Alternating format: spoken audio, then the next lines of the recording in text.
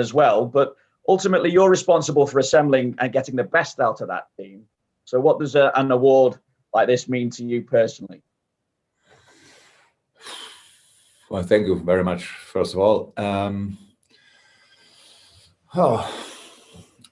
Yeah, I'm grateful for it. Obviously, the first moment it was like everybody else. I was like looking a little bit wide-eyed, like how did that happen? I didn't expect it, not at all. I thought Hansi Flick won pretty much everything in the last year. That would be the case. I wanted to be there because I wanted to show respect, because I was last year in Milan, and when it was a really nice event.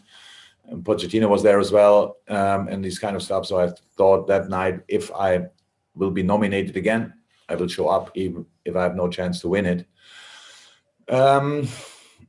And then now, meanwhile, I know that it like obviously 4 different categories. Managers all over the world voted. The majority of them voted for me. The players as well, media and fans, obviously more for Hansi Flick, which I get completely. And it's not my choice. So I'm happy about it. To be honest, it's a special thing for my coaches and me. I saw them now already. They are buzzing. And actually, if you would have asked me, are you the world's best coach? I would have said no. If you would have asked me, do you have the world's best coaches around you? I would have said yes. So we take the award like this. It's all good. There are more important things in the world, but it's a nice one. I've got to ask you about this again, because obviously there was a vote yesterday. 5 substitutes wasn't voted in, but the naming of 9 players on the bench was. How adequate a compromise is that, in your view? No, I think it's 2 different decisions, but I'm not sure it's a compromise, but it's, yeah, come on. I don't want to, and I really think I cannot do the favor again to create here headlines, because I don't want everybody knows my opinion about the case. And you have to ask other people. There were 10 clubs, and everybody knows the 10 clubs which voted against it, against the thing which was not about the competition, which was not about advantages or stuff like that. It was only about player welfare. And they voted against it. Pretty much only them voted against it in Europe, the world, if I'm right. So I don't know what the percentages of leagues who have now 5 subs. I don't know it exactly, because I don't know about leagues out of Europe. In Europe, all the leagues have it. And I think there must be a good reason for it. And in all these leagues, there is competition. Eh? So in all these leagues, every club wants to stay in the league. Every club wants to win some clubs wants to win the league, but for sure all of them want to stay in the league. But here's the only country, pretty much the only league, because the championship decided differently, where we do it differently. So it's not me to give an answer. You have to ask the others, and I will try to catch up with all the articles you write about that if you do that. Just following on from the big positive of the win against Spurs, another positive was seeing Thiago back out on the pitches at Kirby. Just how close is he now to a return? And you almost have to hold him back a little bit, because I think he would be as eager as anyone to really get his Liverpool career up and running now. He is. And we already made jokes here. But we said, I think we should sign Thiago for January. And so it gets closer and closer, and it is a good way. But we will not rush it. We cannot rush it, and he will not, because he's not allowed to rush it. So, but of course, it's nice having him on the pitch, training, doing a lot of stuff. But he was not in team training yet, and that's actually the final step. We will see how this weekend looks with him on the pitch, and then next week, can he be in team training? I don't know in the moment, 100%. Few tests. He has to pass a few tests on the pitch until we make that decision. And then, yeah, hopefully that's not only for him the case. With Millie, it will be similar. With Shaq, it will be similar. Did I forget? If I forgot somebody, it's not disrespectful. It's just a lot of players are injured in the moment. So Thank you, Vinny. And we go to Mandy and say congratulations for winning the Christmas tree off with Vinny there. Much better. So your 2 questions, Mandy.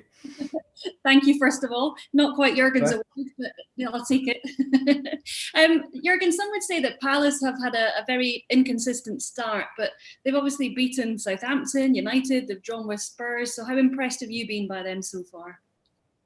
Very.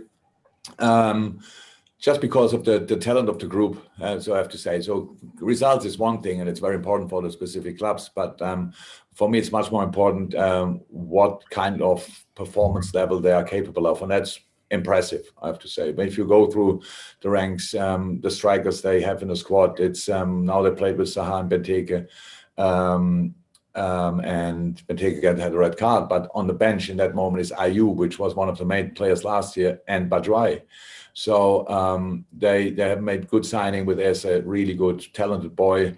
Gives them the freedom to put Zaha a little bit higher up on the pitch because maybe a similar profile, the 2 boys.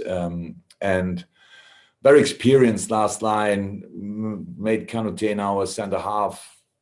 Mamadou Sakho is injured, so they could even rotate, I think, Cahill and... who else was not even in the squad for the last game, which will play 100%. And Schlupp. I think Cahill and Schlupp were arrested for the game against us. So that just shows you how confident they are and how comfortable the situation they have. And so I'm impressed about the performance level they are able to play. But consistency, I have nothing to do and don't know exactly about that. But they look good, they look sharp, so it will be a tough one. You're unbeaten in 9 league games, but you haven't won away in the Premier League since September. How much of a concern in it is that, and how do you turn it around?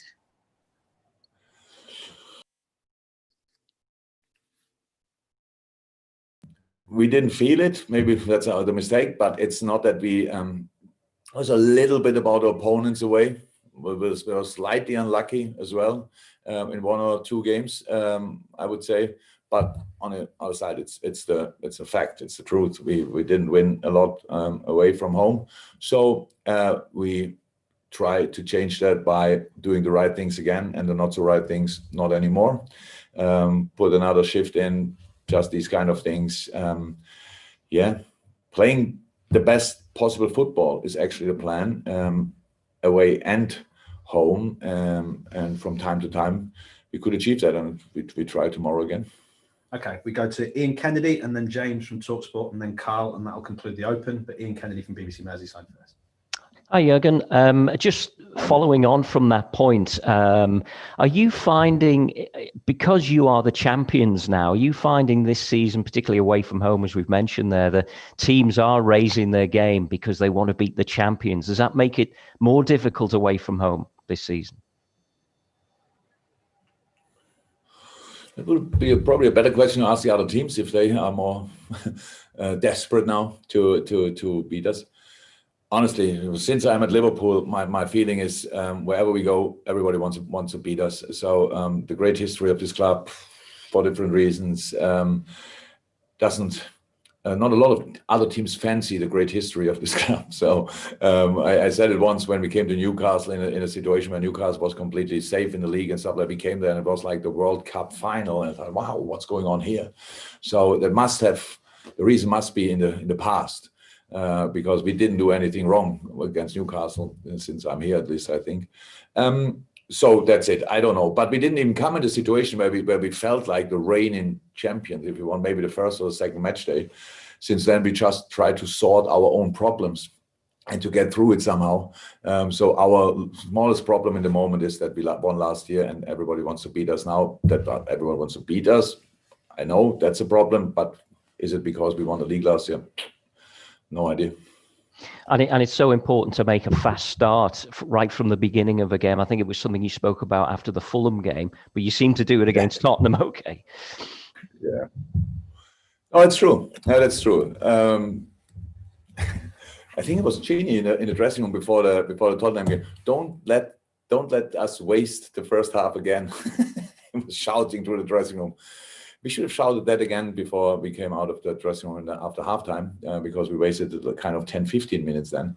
So obviously, it was a different game, but makes completely sense. but if you don't have the perfect start, which is completely normal because it can happen, then you have to restart in the next minute, not after half time. So we have space for improvement. It's incredible. But the boys played a pretty good game in the last game. It was a really difficult game. And so now we feel good in this moment, and we try to use that. Fantastic. Okay, we've got James from TalkSport, Carl from Press Association, and if people can start using the hands up for the breakout section, that'd be great. James, TalkSport first. Jurgen, I believe I'm right in saying there's something like 62 hours between the end of the Spurs match and the start of the Palace match tomorrow. So how have preparations been for the game, and what sort of contest are you expecting? Because Crystal Palace are in quite a similar situation. Yeah, that's the main difference this time to all the other games we played at 12:30.